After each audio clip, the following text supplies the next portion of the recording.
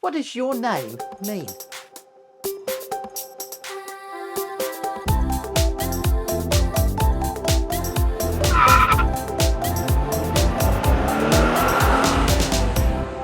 Hello and welcome to Paul at Home. My name is Paul and I'm at home. And today one of my little characters is trying to work out what his name means.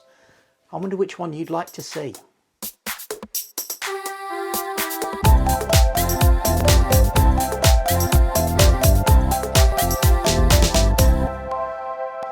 And today we're talking with Cato. Cato, how are you doing today? What have you been up to? You've been trying to work out what your name means. Oh, okay, that sounds interesting. How have you got on so far?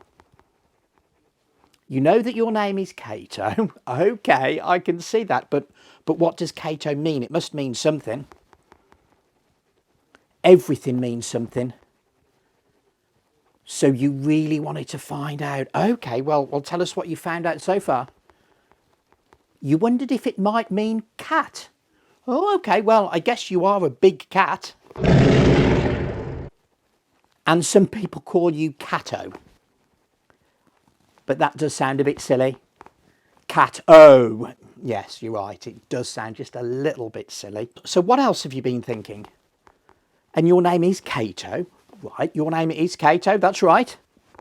And Cato rhymes with potato. But you don't like that idea. Well, why not? Because you're not a potato. Even though you can do a great impression of mashed potato. You can do an impression of mashed potato. What does that look like then? Oh, I see. Look, just come on up here and tell everybody watching what you've managed to find out. Oh, you have actually found out what your name means. And you would really like to tell us. Okay, then tell us, what does your name actually mean? Later. Your name means later. Oh, you're going to tell us later. You're going to be back at the end of the video. Okay then, Cato, we will see you later. Thanks, Cato, and we're going to be hearing from Cato a little bit later to find out what his name actually means. I wonder what your name means. Is it something fun or interesting? Or maybe it's just a little bit ordinary? Well, my name, Paul, actually means small or humble. And today, I'd like to talk to you about a man in the Bible who was also called Paul. Now, I can't describe Paul as being small because I don't know how tall he was. But I can describe him as being humble. You see, Paul knew that everybody was important and important to God. But he didn't think that he was more important than anyone. But listen, before I tell you about Paul, let me tell you about Saul. Saul was a completely different kind of character.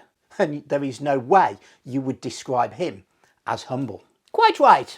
Saul had a very important job. Oh yes, very important. He was one of the religious leaders called a Pharisee.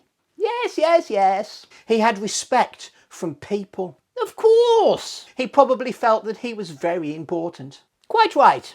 In fact, I imagine that he thought he was much more important than any other people. Well, yes, I am very important. And Saul didn't like it at all. Tut. When he heard that people had started to follow the teachings of Jesus. What? And when the early church started and Christians started meeting together. No. Well, Saul made it his mission to stop that from happening. Anyway, now I've got things to go and do. He caused as much trouble for Christians as possible. He had Christians arrested, thrown into prison. That isn't really a great way to view life, causing as much trouble for other people as you can. And I imagine that he went at life full speed. Go!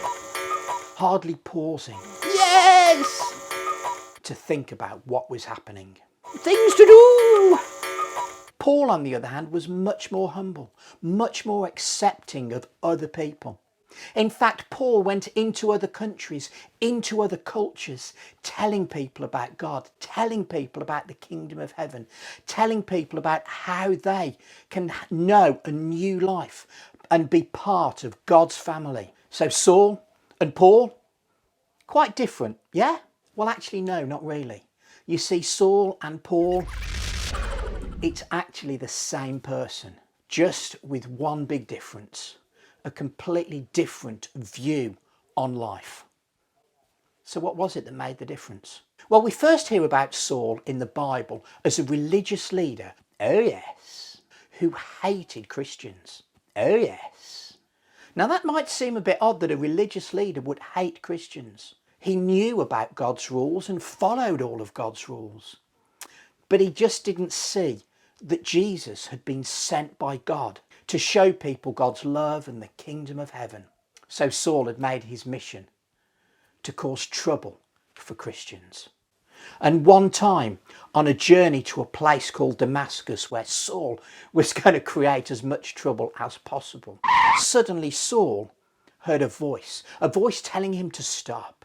I say, what's going on? It was Jesus.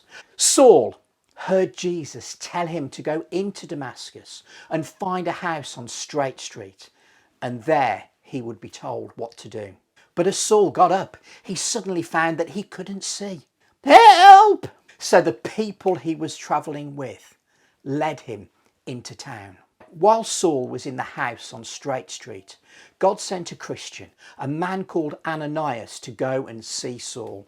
Ananias prayed for Saul, and something like scales fell from Saul's eyes, and Saul was able to see. Quite right. Saul had been there for 3 days before Ananias arrived at the house and prayed with him. And I think that it was hearing from Jesus, all that time waiting, gave Saul opportunity to pause and think.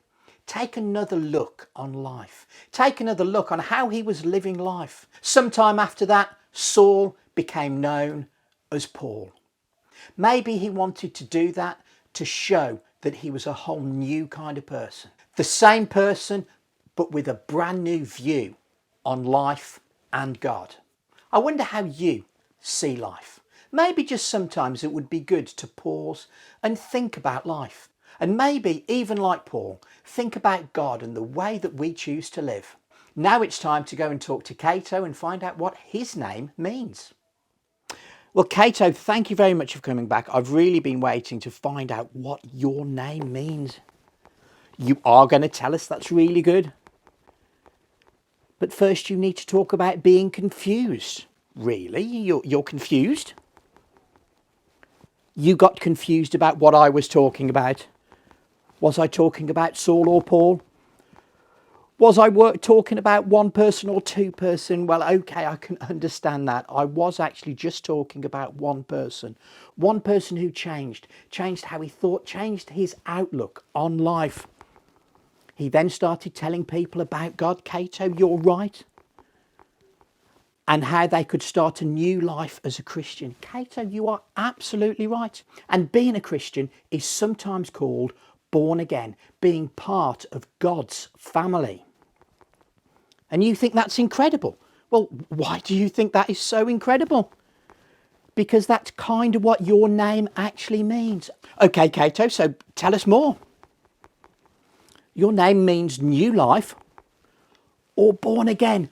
Wow, that is really interesting. I wonder what your name means. I wonder if hearing about Saul, who became Paul in the Bible, might help you think about life and other people in a whole new way. You're certainly going to be thinking about things differently. Me too. And now you hope that everybody has a great day. I hope you all have a great day too, and I'll see you in the next video.